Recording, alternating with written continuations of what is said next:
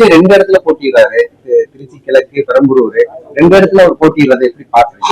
இந்த மாதிரி கான்பிடன்ஸ் அது அவருடைய கான்பிடன்ஸ், அவங்களுடைய கட்சியோட கான்பிடன்ஸை காட்டுதே தவிர நான் அதை பத்தி விமர்சனம் செய்ய விரும்பவில்லை.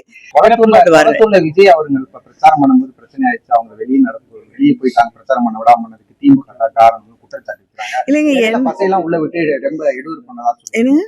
இடையில கவர்மெண்ட் பஸ் எல்லாம் தேவையில்லாம உள்ள வந்துச்சு. கவர்மெண்ட் பஸ் இப்போ கவர்மெண்ட் சாலைகள்ல போறது ஒரு குற்றம் அப்படின்னா என்ன பண்ண முடியும்? மக்களுக்காக தான் பேருந்துகள் இயக்கப்படுகிறது.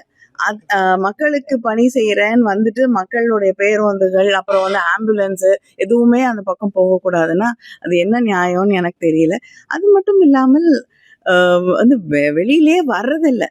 வரும்பொழுதெல்லாம் இந்த நேரத்துல தேர்தல் நேரத்துல அரசு ஒன்றும் செய்ய முடியாது. தேர்தல் ஆணையம் தான் பெர்மிஷன் கொடுக்கறதோ எதுவா இருந்தாலும் அவங்க கையில இருக்கு. அதை யாராக இருந்தாலும் புரிந்து கொள்ள வேண்டும்.